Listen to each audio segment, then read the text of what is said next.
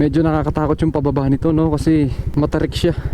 Ito ata yung tinatawag nilang Sacobia Bridge nga ba yun?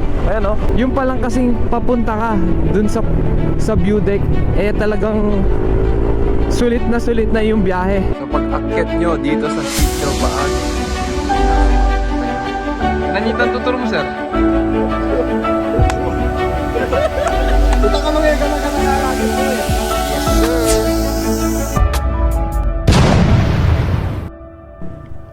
Thank you. Ayun, what's up mga kayo-jigs?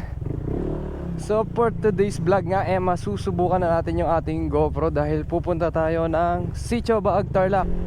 So it's the second time around na pupuntahan natin yung Sitio Baag. Pero ang kasama ko ngayon ay sila boss at yung kanyang mga kaibigan, no?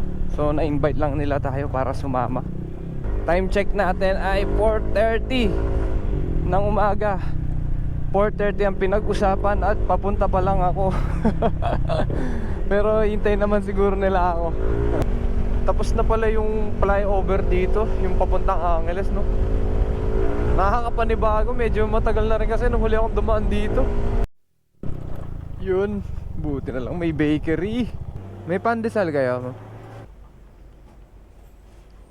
Sa Facebook.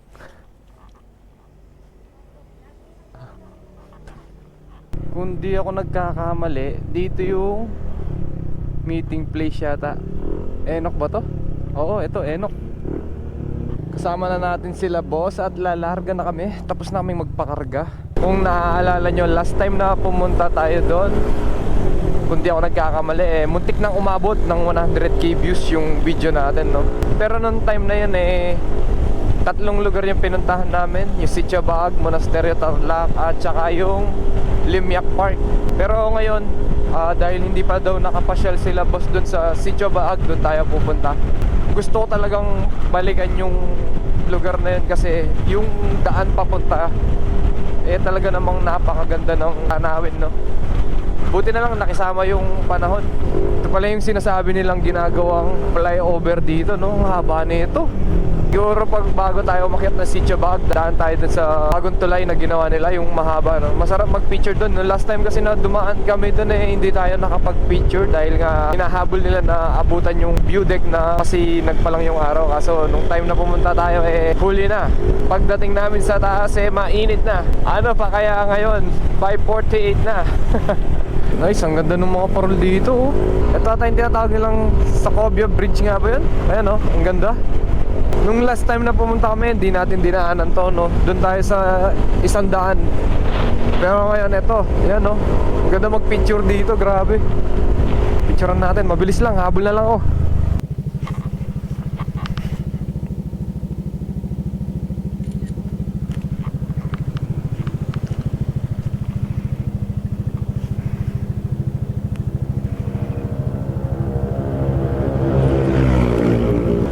Habol tayo, habol. Naiiwan ako. Grabe. Nakikita nyo ba yan? Yan ang sinasabi ko, kaya masarap bumiyahe. Grabe, oh. Ganda ng view dito. Ito yung isa sa bridge na maganda, oh. Ganda pala ng view dito, no, tay? Ganda palang tanawin dito. Malapit na ba yung view deck dito? Yung pesyalan, yung Sitio Baag, malapit na? Malayo pa? Sige. Thank you. Pwesto natin, tingnan nyo yung view dito. Ang taas na natin.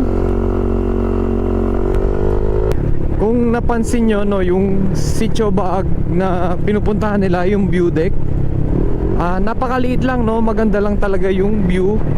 Pero napakahaba ng kalsadang dadaanan mo. Bakit nga ba pinupuntahan? Kasi para sa akin, sa aking opinion, no, sa experience ko sa pagpunta ko dito sa Sitio Baag, yung palang kasing papunta ka dun sa view deck, talagang sulit na yung biyahe.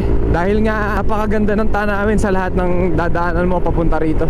Sana next time no, makabili na tayo ng drone. Yun yung next target natin. Para naman pag pumupunta tayo sa mga ganitong klaseng adventure, makapag drone shot tayo para maipakita pa natin ng maayos kung paano kaganda yung lugar dito sa Pilipinas. Hindi pa tayo masyadong lumayo no, dahil taga Pampanga tayo, tas Tarlac lang naman tayo, kapitbahay lang. Pero ang daming pwedeng pasyalan. Hindi pa kami umakyat doon sa mismong view deck. Mag-aalmusal muna kami. Tayo ng sticker. Ito yung Jkens, lagyan natin. Yung iba 2x2 photo, hindi ko alam bakit 2x2, may lisensya pa.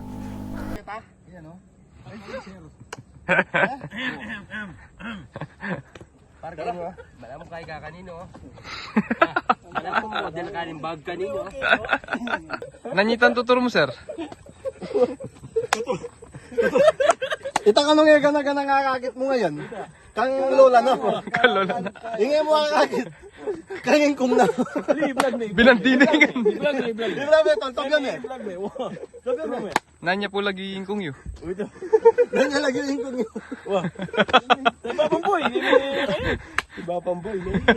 Yung tapos na tayong kumain at akyat lang tayo dito sa may view deck.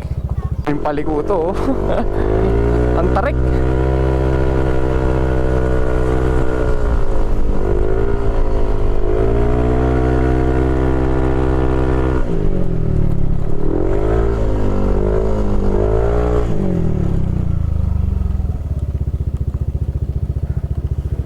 Oh, hanip na view yan.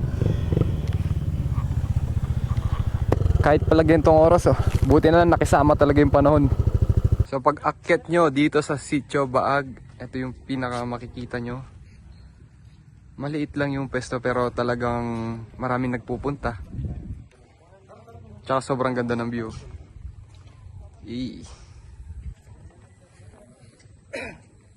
Grabe, ang lawak oh. Yan, picture muna kasama yung motor sa taas para may remembrance. Kami kanya na. Alay na na. Alay rilo. Makamakal. Tol, kaya may.